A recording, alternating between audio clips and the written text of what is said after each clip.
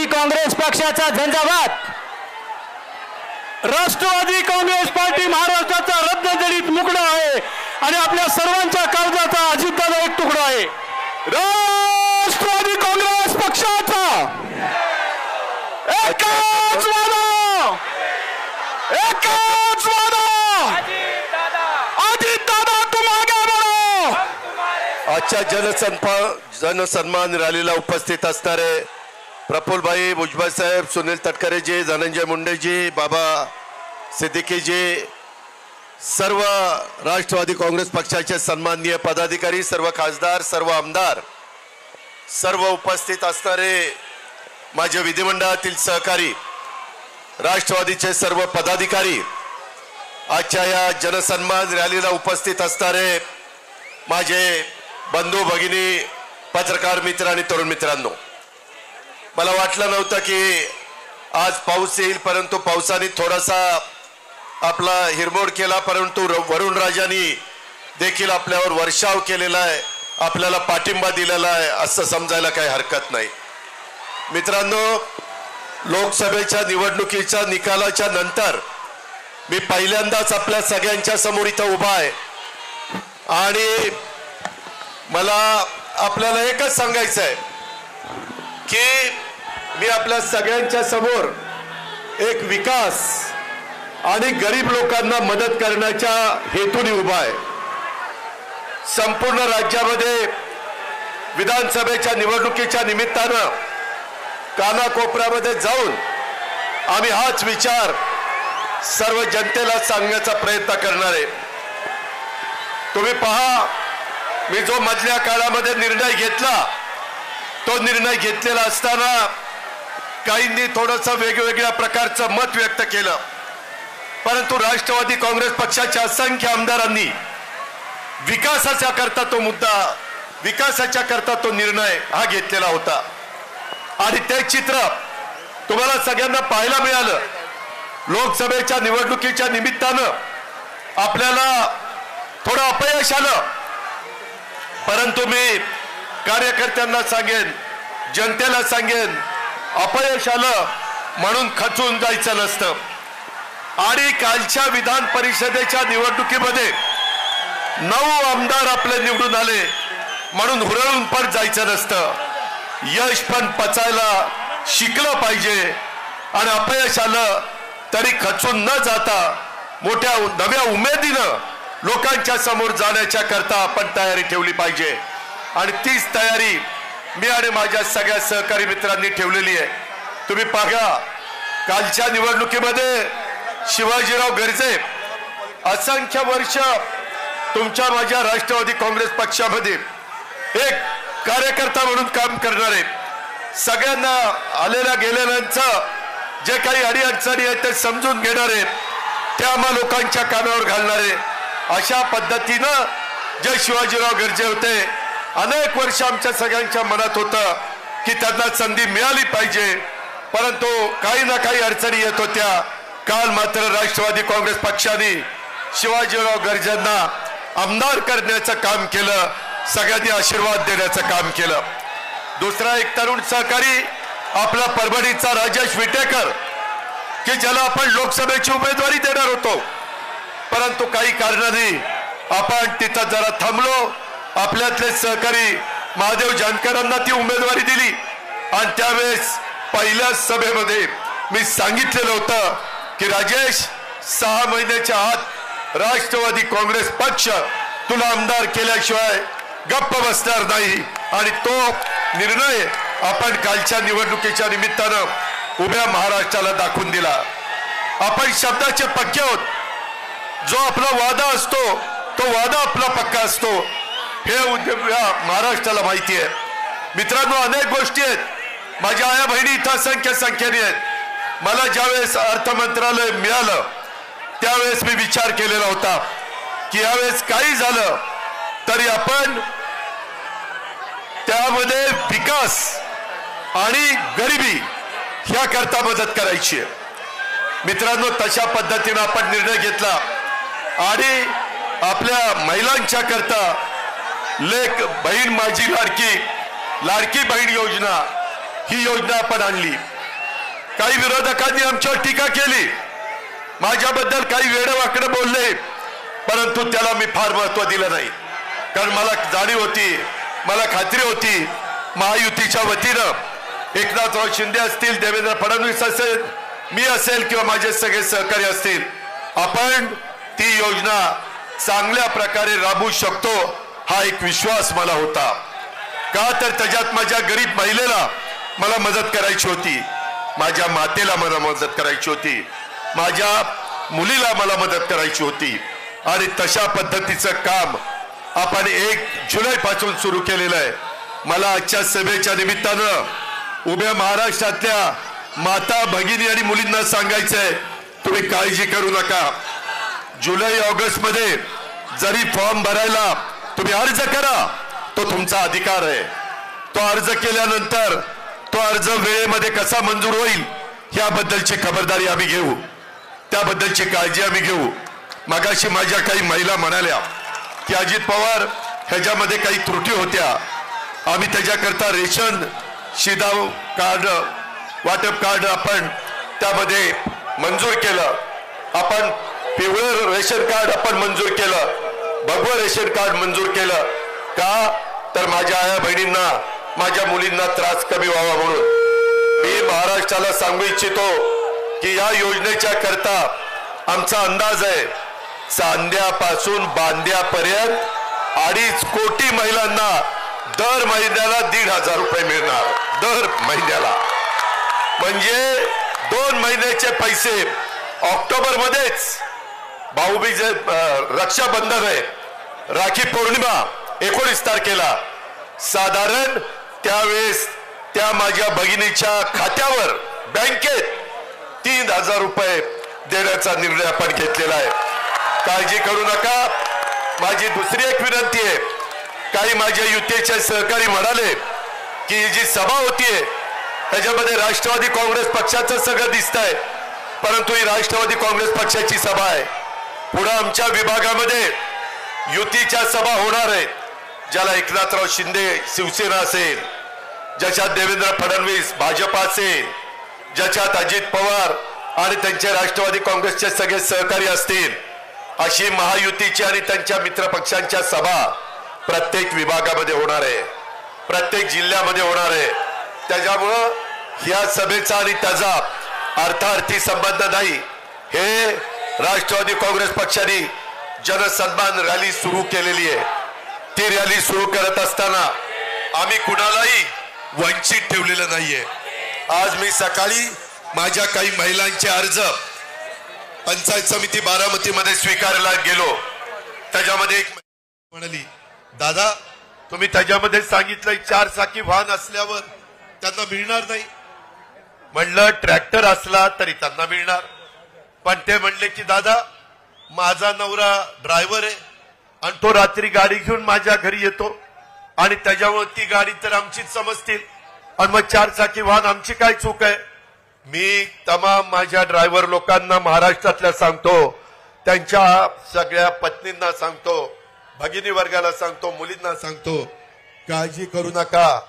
ज्यांच्या स्वतःच्या नावावर गाडी आहे अशांना त्याच्यामध्ये धरलं जाणार नाही. जे ड्रायव्हिंग करतात त्यांना त्याच्यामध्ये धरलं जाणार आहे. 2.5 लाखापर्यंत उत्पन्न असणाऱ्या सगळ्या माझ्या आया बहिणींना आणि मुलींना त्यामध्ये धरलं जाणार आहे. आपण अजिबात काळजी करू नका. एवढ्यावरच आपण थांबलेलो नाही. आपण 3 गॅस सिलेंडर वर्षाला, त्याचेही पैसे माझ्या बहिणीच्या अकाउंटला, माझ्या मुलीच्या अकाउंटला, माझ्या मातेच्या अकाउंटला जाणार आहे. उत्पन्न मर्यादित असलं पाहिजे 2.5 लाखाच्या आत. मित्रांनो, मी महाराष्ट्राचा विचार केला, तसाच मी बारामतीचा विचार केला. बारामतीमध्ये साधारण वर्षाला माझ्या आया बहिणींना आणि मुलींना 180 कोटी रुपये वर्षाला मिळणार आहेत. किती? 180 कोटी. आणि कमी जास्त तालुके आहेत, काही तालुके लहान आहेत, तिथे 150 कोटी मिळतील वर्षाला. काही ठिकाणी माझी लाडकी बहीण योजनेमध्ये कमी पैसे 125 कोटी मिळतील लोकसंख्येचा विचार करता. परंतु ह्या सगळ्या राज्याला मिळून 46,000 कोटी रुपये वर्षाला मिळणार. किती? 46,000 कोटी. काही काही राज्यांची बजेट एवढी नाहीये.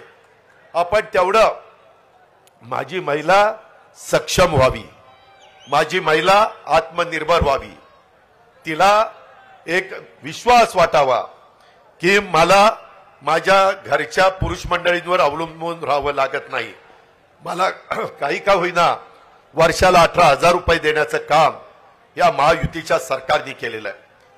मी सगळ्यांना हेही सांगतो, हे सातत्य आपल्याला टिकवायचं आहे, पण त्याकरता महाराष्ट्रातल्या जनतेला एक विचार करावा लागणार आहे की पुढे येणाऱ्या विधानसभेमध्ये देखील महायुतीला आपल्याला निवडून द्यायचं आहे, तर आपली योजना पुढे कायमची चालणार आहे, तर आपल्याला कायमचे पैसे मिळणार आहेत. हौसे नवसे गवसे येतील, काही सांगण्याचा प्रयत्न करतील, त्यांच्यावर विश्वास ठेवू नका. हा अजितदादा शब्दाचा पक्का आहे, त्यामध्ये कुठं बदलणार नाही, ही पण गोष्ट आपण लक्षात ठेवा. आणि मी फक्त आमच्या महिलांना नाही दिलं, मी गरिबांना द्यायचा प्रयत्न केलाय, विकासाला पैसा देण्याचा प्रयत्न केलाय. मुख्यमंत्री उपमुख्यमंत्री माझ्या जोडीला होते, आम्ही कुणालाही तसं वंचित ठेवलेलं नाही. माझा शेतकरी सतत मला म्हणायचा, दादा आम्हाला 3चं लाईटचं बिल भरता येत नाही, 5चं लाईटचं बिल भरता येत नाही, फार अडचण होती, ओढाताण होती, 7.5चं बिल भरता येत नाही. आमच्या मनात होतं, सगळे मंत्री आमदार मला सांगायचे की एकदा निर्णय घ्या, शेवटी वेळ यावी लागते, आणि ती वेळ त्या अर्थसंकल्पामध्ये आली. आपण 44 लाख शेतकऱ्यांना 14,000 कोटी रुपये माफ करून टाकले. 14,000 कोटी रुपये वीज माफी. आता तुम्हाला आमच्या महावितरणचा अधिकारी वीज बिल भरा म्हणून सांगायला येणार नाही, तुम्हाला ते माफ केलेलं आहे. आता काळ्या आईची सेवा चांगली करा, चांगल्या प्रकारे पिकं काढा, धान्य काढा, फळं भाजीपाला जे काही तुम्हाला पिकवायचं ते पिकवा. कृषी मंत्री इथं आहे, ते 1 रुपयामध्ये पीक विमा तुम्हाला देत आहेत. करोडो रुपये तुमच्याकरता राज्य सरकार खर्च करत आहे. मित्रांनो, इथपर्यंतच नाही, माझ्या शेतकऱ्याच्या करता 0% व्याजाने पीक कर्ज हेही आपण चालू ठेवलेलं आहे. त्याचाही फायदा माझ्या भावांनी घ्यावा. आमचे विरोधक काय टीका करतात, अरे आया बहिणींच्याकडे लक्ष दिलं, महिलांच्याकडे लक्ष दिलं, पुरुषांच्याकडे दुर्लक्ष केलं. अरे असं कसं करेल, पुरुषांच्याकडे दुर्लक्ष करून कसं चालेल? आमची पण ती भाऊ आहेत, आमची पण ती मुलं आहेत, आमचे पण ते वडील आहेत, त्याच्यावर त्यांच्याकडे मी दुर्लक्ष कदापि करणार नाही, तशा पद्धतीनं मी वागणार नाही. मित्रांनो, उलट आता माझ्या शेतकरी वर्गाच्या करता धनंजयनी माझ्या लक्षात आणून दिलं, कॅबिनेटला सांगितलं की आपल्याला सोयाबीन आणि कापूस उत्पादक शेतकऱ्याला पैसे द्यायचे राहिले.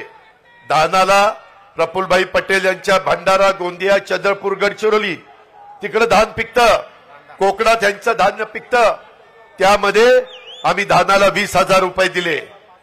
त्याच्या पद्धतीनं एकरी 5,000 रुपये आपल्या कापूस आणि सोयाबीन उत्पादकांना आपण दिलेले 2 हेक्टर पर्यंत.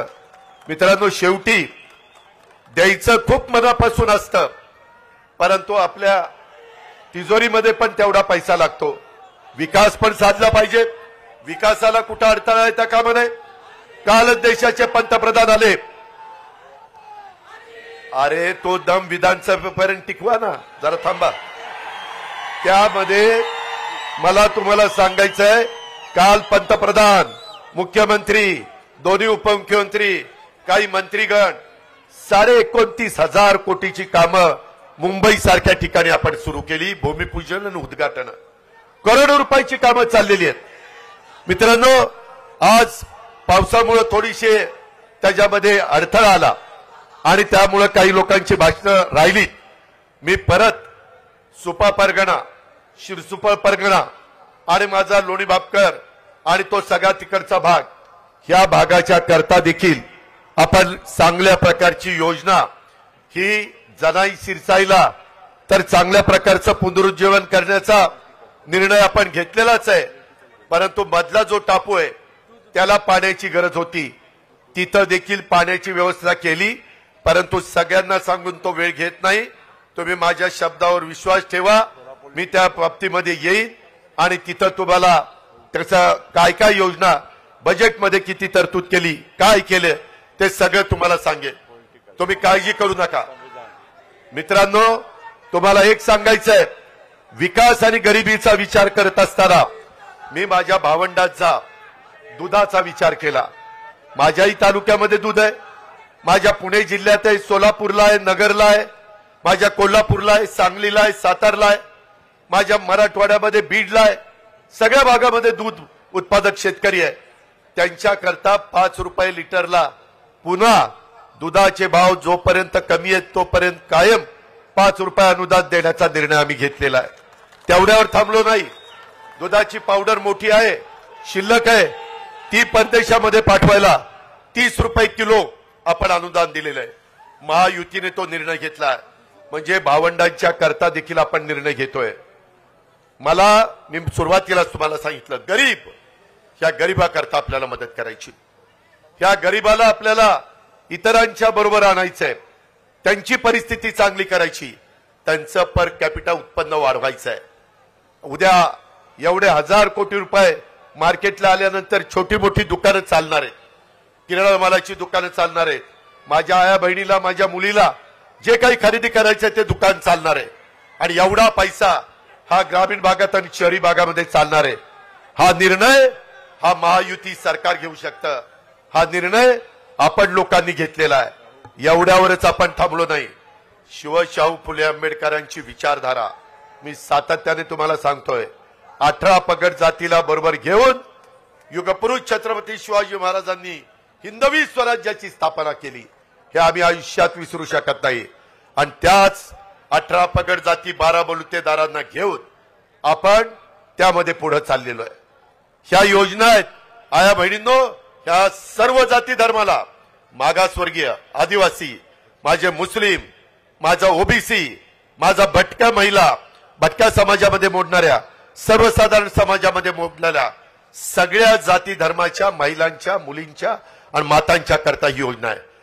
अट एवढीच आहे, 2.5 लाखाच्या आतमध्ये उत्पन्न पाहिजे. मला एक तुम्हाला सगळ्यांना सांगायचं आहे, ह्या सभेच्या निमित्तानं राज्यातल्या जनतेला सांगायचं आहे, बाबांनो, पाठीमागच्या काळात लोकसभेला काही वेगळ्या पद्धतीचं वातावरण तयार करण्याचा प्रयत्न झाला. आम्ही विकासाचं बोलत होतो, परंतु विकासावर आमच्यावर कुणीच बोललं नाही, कुणी टीका केली नाही. आम्ही गरिबीच्या बद्दल बोलत होतो, आमचे वेगवेगळे लाभार्थींना लाभ देण्याच्या बद्दल बोलत होतो. त्या सगळ्याला बाजूला ठेवून कारण नसताना घटनेचे शिल्पकार डॉक्टर बाबासाहेब आंबेडकर, अहो, ज्यांनी तुमच्या माझ्या देशाला घटना दिली, संविधान दिलं, आज जगामध्ये बाबासाहेबांचं कौतुक होत आहे. जगातला अतिशय मोठा पुतळा, जगाला हेवा वाटावा असा पुतळा आपण इंदुमिलच्या जागेवर 14 एकर जागेमध्ये करतोय. एवढाच चांगला पुतळ्याचं काम, स्मारकाचं काम पुढच्या पिढ्यानपिढ्या घटनेचे शिल्पकार डॉक्टर बाबासाहेब आंबेडकरची विचार, त्यांची विचारधारा प्रत्येकाच्या पर्यंत पोहोचली पाहिजे. त्यांचं संविधान, त्यांची घटना, त्याचा आदर आपण सगळ्यांनी केला पाहिजे, ही आमची भूमिका. 30 पंतप्रधानांनी मांडली. आम्ही संविधान दिन साजरा सुरू केला आणि आमच्या मागासवर्गीय समाजामध्ये आणि आदिवासी समाजामध्ये, अरे, हे 400 पार झाल्यावर घटना बदलतील, संविधान बदलतील, आपलं आरक्षण काढतील. किती खोटं बोलले, किती रेटून पण खोटं बोल, अशा प्रकारची गोष्ट ह्या लोकांनी केली. माझ्या मुस्लिम बांधवांना पण काही चुकीचं सांगण्याचा प्रयत्न केला. मित्रांनो, आम्ही महायुतीच्या सरकारमध्ये काम करतोय. मी आपल्याला सगळ्यांना विश्वास देऊ इच्छितो की तुमच्या माझ्या महाराष्ट्रामध्ये शाहू फुले आंबेडकरांच्या, शिवछत्रपतींच्या महाराष्ट्रात काम करत असताना कुठल्याही जाती धर्माच्या महिलेवर, पुरुषावर, मुलावर, मुलीवर, मातेवर, वयस्कर माणसावर अन्याय होणार नाही, याबद्दलची खबरदारी आम्ही घेऊ. तशा प्रकारचा शब्द आजच्या सभेच्या निमित्तानं महाराष्ट्रातल्या जनतेला मला द्यायचा आहे. तुम्ही अजिबात काळजी करू नका. आम्ही खोटं बोलणार नाही. आम्हाला तशा पद्धतीनं वागायचं नाही. सत्ता येते सत्ता जाते. सत्तेला आपापलेले आम्ही नाहीये. त्याच्यामध्ये मी नेहमी सांगतो ताम्रपट घेऊन कुणी जन्माला आलेलं नाहीये. परंतु मिळालेल्या सत्तेचा वापर पदाचा वापर हा गरिबाकरता झाला पाहिजे. हा माझ्या शेतकऱ्याकरता झाला पाहिजे. हा माझ्या महिलेकरता झाला पाहिजे. मला माझ्या शेतकऱ्यांना सांगायचंय. कालच मी अमितभाईंना भेटलो. त्याच्यामध्ये प्रफुल्लभाई होते, तटकरे साहेब होते. त्यांना सांगितलं की एमएसपी आपली साखरेची बरेच वर्ष वाढली नाही. एफआरपी वाढली, ती वाढलीच पाहिजे, पण तो एमएसपी नाही वाढली. मागाशी केशवराव इथं बसलेले मी बघितले आहेत तिथं. त्या सगळ्यांनी मला केशवरावनी, प्रशांतनी, त्याच्यामध्ये पुरुषोत्तम दादांनी, अनेक कारखान्याच्या चेअरमननी सांगितलं की दादा ह्याच्यातनं मार्ग काढा. अमितभाईंना म्हणलं अमितभाई एमएसपी वाढवायला पाहिजे. ते म्हणले काळजी करू नका, तुम्ही माझ्याकडे निवेदन द्या. लेखी निवेदन त्यांनी मागितलेलं आहे. मी उद्याच ते निवेदन पाठवणार आहे.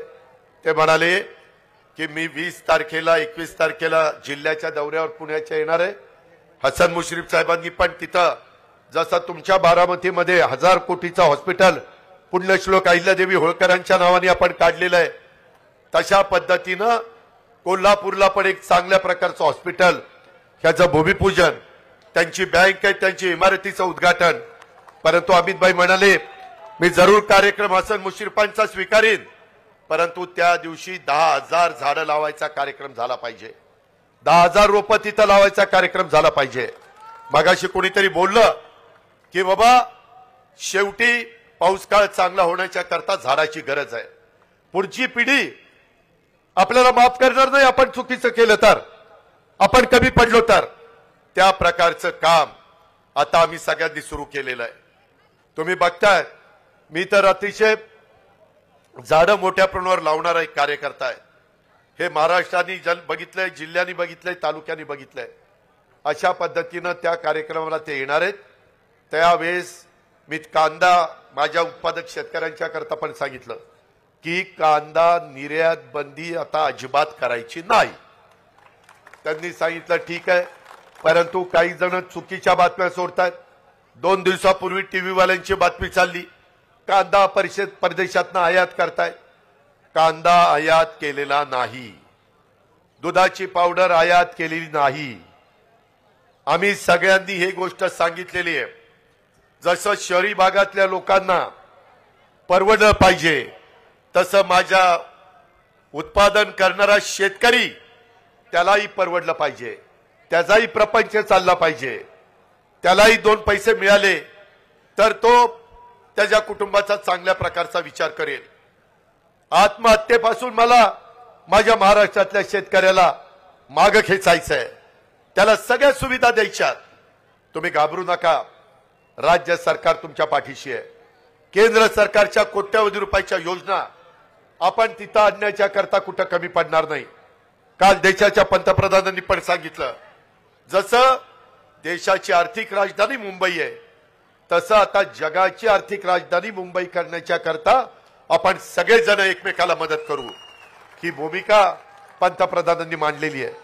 मित्रांनो, कृपा करा आणि कुठेही आपण चुकीच्या प्रचारावर नरेटिव्ह जो काही सेट करण्याचा प्रयत्न करतात, खोटं सांगण्याचा प्रयत्न करतात, ह्या गोष्टीवर विश्वास ठेवू नका. मला अशाच माझ्या भगिनी भेटायच्या, म्हणायच्या दादा हे तुम्हाला पटतं का? म्हणलं काय, मागासवर्गीय आणि आदिवासी समाजामध्ये गरिबी असते म्हणून त्यांच्या मुलांना मुलींना तुम्ही मोफत शिक्षण जे कॉलेजपर्यंत त्यांना जिथपर्यंत शिकायचं तेवढं देता. सगळा खर्च राज्य सरकार करतं. परंतु हे 2 समाज सोडून इतर जे समाज आहेत, ओबीसी आहे, सर्वसाधारण आहे, माझा मुस्लिम समाज आहे, माझा अल्पसंख्याक समाज आहे, ह्या सगळ्यांच्या मध्ये पण काही गरीब वर्ग आहे ना. त्यांच्या मुलींनी कसं शिकायचं? त्यांच्या आई वडिलांचं तर तेवढं उत्पन्न नाहीये आणि मग ते कसं त्यांचा खर्च करणार? आणि मधी एकदा असंच मला मुख्यमंत्री एकनाथराव शिंदेंनी सांगितलं, रात्री त्यांना 12-1 वाजता फोन आला चंद्रकांत दादा पाटलांचा की बाबा ह्या ठिकाणी एका आई वडिलांना पैसे कमी होते आणि त्यांना शासनाच्या तर्फे 50% मदत मिळत होती, परंतु 50% देखील आपल्या मुलीच्या राहिलेल्या शिक्षणाकरता आपण आणू शकत नाही, म्हणून तिथं आत्महत्या झाली. आमच्या मनाला वेदना झाल्या. सत्ता ही पद उपभोगण्याच्या करता चालवायची नसते. त्यावेळेस आम्ही निर्णय घेतला की येणाऱ्या अर्थसंकल्पात सगळ्या जाती धर्माच्या मुलींना त्यांचे आई वडील गरीब असतील तर त्यांचं कॉलेजचं शिक्षण मोफत करायचं. त्यामध्ये मेडिकल असो, त्यामध्ये इंजिनिअरिंग असो, त्याच्यामध्ये टेक्निकल असो, ह्या पद्धतीचा निर्णय घेतलाय. मित्रांनो, तुम्हाला आश्चर्य वाटेल ह्या सगळ्याच्या करता आपण किती निधी बाजूला काढला माहितीये? माझ्या लाडकी बहीण योजना 46,000 कोटी, माझ्या शेतकऱ्याला वीज माफी 14,000 कोटी, झाले 60,000 कोटी. त्यामध्ये महिलांना गॅस सिलेंडर 3 फ्री, त्यांना 2,500 कोटी, आणि मुलींना कॉलेजचं शिक्षण फ्री, त्याला 2,500 कोटी, झाले 5, म्हणजे 60 आणि 5 65. मुलं म्हणायचे आमच्या मुलांकडे मुलींच्याकडे लक्ष आहे का नाही? अरे आहे. तुमच्याकडे लक्ष नाही द्यायचं तर कुणाकडे लक्ष द्यायचं? 10,000 कोटी रुपयाचा कार्यक्रम माझ्या तरुण युवा युवतींच्या करता, त्यांना 10 लाख मुलांना मुलींना दरवर्षी आम्ही स्टायपेंड देणार आहे. आणि त्याकरता त्यांना 1 वर्षाचं शिक्षण, ते शिक्षण घेतायत म्हणून त्यांना 6,000, 8,000, 10,000चं स्टायपेंड, त्याकरता 10,000 कोटी. म्हणजे आम्ही आमच्या मुलांना मुलींना तरुण तरुणींना वाऱ्यावर सोडलं का? नाही सोडलं. असे 75,000 कोटी रुपये आपण राज्य सरकारच्या बजेटमधनं माझ्या महिलांना, माझ्या शेतकऱ्यांना, माझ्या मुलांना, माझ्या मुलींना, सगळ्यांना, सर्व घटकाला, आणि ह्याच्यामध्ये सगळ्या जाती धर्माचे आहेत. कुणी जर असं म्हटलं अरे आमचं काय, अरे तुमचं पण आहे ना, तुम्ही कशाला न करताय? सगळ्यांच्या करताय का? तर विकास हा राष्ट्रवादी काँग्रेस पक्षाने डोळ्यासमोर ठेवलाय. का? तर गरिबी कमी करायचा कार्यक्रम हा राष्ट्रवादी काँग्रेस पक्षाने ठेवलाय, म्हणून या सगळ्या योजना आणलेल्या आहेत. मित्रांनो, आम्हाला याची सुरुवात सगळे नेतेगण म्हणाले की रविवारचा दिवस असला तरी आज आपण ती सुरुवात करू. मला वाटलं नाही की याचा आनंद जसा तुम्हाला होईल तसा वरुण राजाला पण होईल आणि तोही बरसेल असं मला वाटलं नाही, परंतु ते शुभ लक्षण आहे. वरुण राजाने पण आपल्याला साथ दिलेली आहे. आता कार्यकर्त्यांनो, घोषणा देण्याच्या पेक्षा आपल्या आया बहिणींचा 2.5 लाखाच्या पेक्षा कमी उत्पन्न असणाऱ्यांचा अर्ज केलाय का? अधिकाऱ्यांच्या पर्यंत पोहोचलाय का? काही अजून अडचण असेल तर कुठल्याही राष्ट्रवादीच्या किंवा महायुतीच्या आमदारांना सांगा, कुठल्याही मंत्र्यांना आम्हाला सांगा, कुठल्याही आम्हा मुख्यमंत्री उपमुख्यमंत्र्यांना सांगा, आम्ही त्याच्यामध्ये लक्ष घालू. आम्ही त्यामध्ये खरोखरीच तो लाभ देण्याच्या करता ह्या योजना केलेल्या आहेत. त्याबद्दल आपण अजिबात गैरसमज करू नका. आरक्षणाच्या बाबतीमध्ये देखील आपण योग्य पद्धतीचा निर्णय घेतोय, त्याबद्दल पण कुठलीही शंका कुशंका मनामध्ये बाळगू नका. कुणावर अन्याय होणार नाही, परंतु ज्यांना मिळालं पाहिजे त्यांनाही तो लाभ देण्याच्या करता हे राज्य सरकार कटिबद्ध आहे, सकारात्मक आहे. ही पण बाब मला या सभेच्या निमित्तानं माझ्या महाराष्ट्राला सांगायची आहे, माझ्या तमाम कार्यकर्त्यांना सांगायची आहे. कार्यकर्त्यांनो, आज जनसन्मान रॅली निघालेली आहे. आता विधानसभेचं मतदान होईपर्यंत ही थांबणार नाही. आपल्याला सगळा महाराष्ट्र ढवळून काढायचा आहे. आपल्याला प्रत्येक जिल्हा ढवळून काढायचा आहे, प्रत्येक तालुका ढवळून काढायचा आहे. अनेक वेगवेगळ्या प्रकारच्या योजना ह्या आपण त्या बाबतीमध्ये करतोय. यंदा पाऊस काळ चांगला आहे. काही ठिकाणी आम्हाला दुबार पेरणी करावी लागते. त्याकरता देखील जे काही युरिया असेल, DAP असेल, जी खतं असतील ती खताच्या करता बियाणं चांगलं देण्याच्या करता आपले कृषी मंत्री त्या ठिकाणी लक्ष देऊन आहेत. कृषी मंत्री केंद्रीय जे शिवराजजी चव्हाण त्यांची आणि धनंजयची चांगली ओळख आहे, माझी त्यांची चांगली ओळख आहे. त्यांनी पण मला सांगितलंय दादा आता तुम्ही काळजी करू नका. त्यांनी त्यांच्या स्वतःच्या मध्य प्रदेशमध्ये स्वतः प्रफुल्लभाईंना माहिती आहे त्यांच्या जवळच मध्य प्रदेश आहे गोंदियाच्या, त्यांना विचारा कृषीचा कार्यक्रम ते मुख्यमंत्री शिवराजसिंग चव्हाण असताना एवढा चांगला राबवला गेला की करोनाच्या काळामध्ये कृषीचा दर तिथं सगळ्यात चांगला देशात नंबर 1 चा होता. म्हणून देशाचे पंतप्रधान नरेंद्र मोदींनी त्यांच्याकडे कृषी विभागाची जबाबदारी दिलेली आहे. ते म्हणाले आता शेतकऱ्यांनी काळजी करण्याचं कारण नाही, मला त्याच्यातले बारकावे माहिती आहेत, मला त्याच्यातल्या अडीअडचणी माहिती आहेत. मित्रांनो भावनिक होऊ नका, इमोशनल होऊन प्रश्न सुटत नाही. प्रश्न सोडवण्याच्या करता रात्रंदिवस कष्ट करावे लागतात, काम करावं लागतं, विकासाचं ध्येय डोळ्यासमोर ठेवून पुढे जायचं असतं. बारामतीच्या परिसरामध्ये पुणे जिल्ह्यामध्ये कसा विकास केलाय हे सांगायला काही कुणाला ज्योतिषाची गरज आहे असं मला वाटत नाही.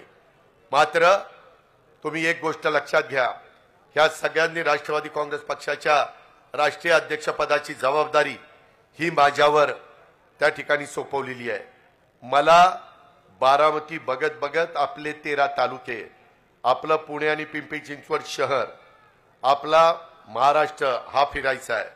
त्याच्यामुळे इथल्या माझ्या आया बहिणींनी, इथल्या माझ्या तरुण तरुणींनी, इथल्या माझ्या वडीलधाऱ्यांनी ती पण जबाबदारी चांगल्या पद्धतीनं पार पाडायची.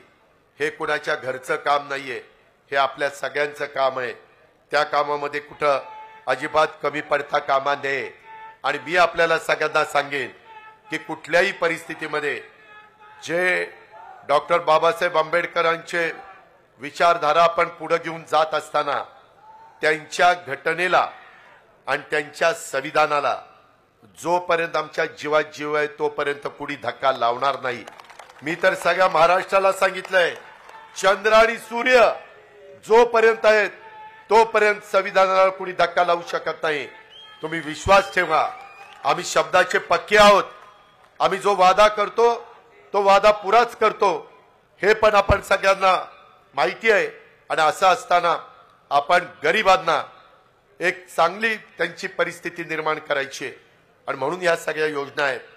माझ्या बहिणींनी, माझ्या मातांनी, माझ्या मुलींनी त्याच्याकडे त्या नजरेने बघावं. कुणी गैरसमज निर्माण करण्याचा प्रयत्न केला तर त्याला ठासून सांगा, तुम्ही काहीतरी आता चुकीचं सांगू नका.